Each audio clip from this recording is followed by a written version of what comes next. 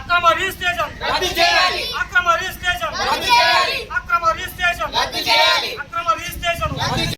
రామయ్య నంది సమదలపై చర్యలు తీసుకోవాలి. నంది రామయ్య నంది సమదలపై చర్యలు తీసుకోవాలి. సబ్ రిజిస్టర్ గారిని సస్పెండ్ చేయాలి. సబ్ రిజిస్టర్ గారిని సస్పెండ్ చేయాలి. సబ్ రిజిస్టర్ గారిని సస్పెండ్ చేయాలి. సబ్ రిజిస్టర్ గారిని సస్పెండ్ చేయాలి. అక్రమ రిజిస్ట్రేషన్ రద్దు చేయాలి. అక్రమ రిజిస్ట్రేషన్ రద్దు చేయాలి. నంది రామయ్య నంది సమదలపై చర్యలు తీసుకోవాలి. నంది రామయ్య నంది సమదలపై చర్యలు తీసుకోవాలి. నంది రామయ్య నంది సమదలపై చర్యలు తీసుకోవాలి.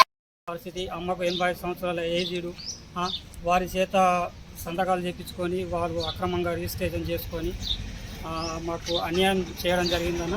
సబ్ రిజిస్ట్రార్ గారిని కూడా మేము వచ్చి అడగడం జరిగింది. అడిగితే వారు ఏమని వివరణ ఇచ్చారంటే మేము మీ అమ్మ ఆన్లైన్లో ఉన్నది కాబట్టి మీ అమ్మ పేరు మీద ఉన్నది కాబట్టి మీ అమ్మ వాళ్ళ ద్వారా కుక్కకు చేసిమంటే కుక్కగా చేసిస్తామయ్యా అని చెప్పి మన సబ్ రిజిస్ట్రార్ గారు కూడా మాట్లాడడం జరిగింది. ఎందుకంటే వారికి కూడా బాధ్యత ఉండాలా. అమ్మ ఏజ్డ్ అయిపోయిన అమ్మ, మరి మేము కుటుంబం ఉన్నది, కుటుంబ సభ్యులు ఉంటారు, మరి వాళ్ళని కూడా సంప్రదించాలన్న ఆలోచన లేకుండా కూడా మన సబ్ రిజిస్ట్రార్ గారు మాతో మాట్లాడడం జరిగింది సార్. తర్వాత మేము మన మున్సిపల్ శాఖకు సంబంధించిన ఆఫీస్ కూడా వెళ్ళడం జరిగింది. వెళ్ళిన తర్వాత అక్కడ వాళ్ళని వివరణ కొడితే వారు కూడా వివరణ ఇచ్చారు. ఆడపు మల్లయ్య, ఆడపు భీమన్న, ఆడపు రాజాబా పేరు మీద గల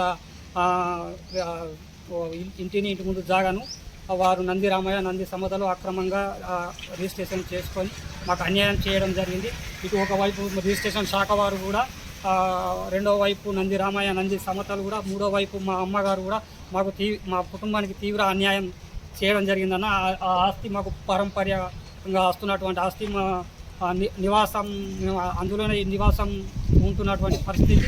దానిని వెంటనే రిజిస్ట్రేషన్ రద్దు, అక్రమ రిజిస్ట్రేషన్ రద్దు చేసి మాకు న్యాయం చేయాలని చెప్పేసి మేము కోరుకుంటున్నామన్న.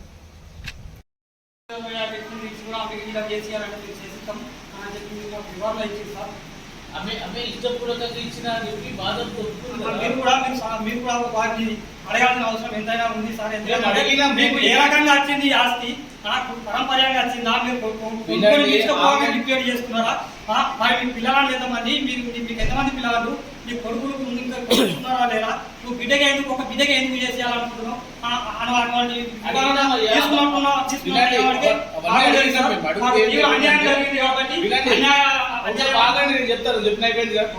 ఇవన్నీ. తర్వాత వాళ్ళ బిడ్డే ఉన్నట్టుంది, నువ్వు నా యొక్క సొంత బిడ్డే అని చెప్పారు. సమత తర్వాత ఇది మన వాళ్ళు బ్యాంక్ ఛాలెంజ్ కట్టింది, గిఫ్ట్ దాన పత్రం.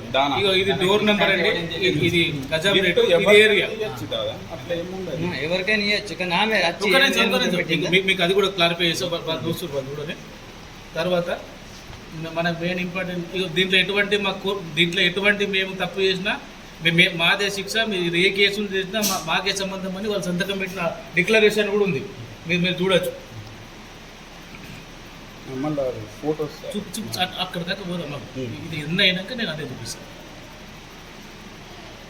ఇక ఆన్లైన్లో ఆమె పేరు ఉన్నది, ఆడిపు రాజవ్వ అని ఆన్లైన్ ఉంది.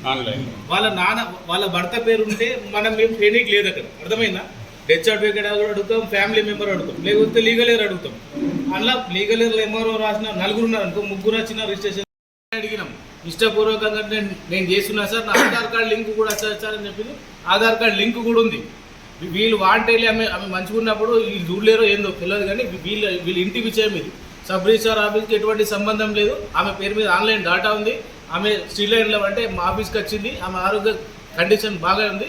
మా ఆఫీస్కి వచ్చినప్పుడు కూడా రిజిస్ట్రేషన్ కూడా చేసింది, కేవైసీ కూడా వచ్చింది. ఆమెకి కారణం ఇచ్చిందో వాళ్ళ పేరు మీద ఆన్లైన్ సర్టిఫికేట్ ఉంది. బాజాప్తా ఆమె స్టిల్లైన్లో బతికే ఉంది, మా ఆఫీస్కి వచ్చింది. ఆమెది బాజాప్తా ఆధార్ కార్డు లింక్ కూడా వచ్చిందండి ఆఫీస్లో. మేమైతే యాజ్ పర్ రూల్ ప్రకారం మాత్రమే రిజిస్ట్రేషన్ చేసినాం. దీంట్లో ఎటువంటి ఇది లేదు, ఏది లేదు.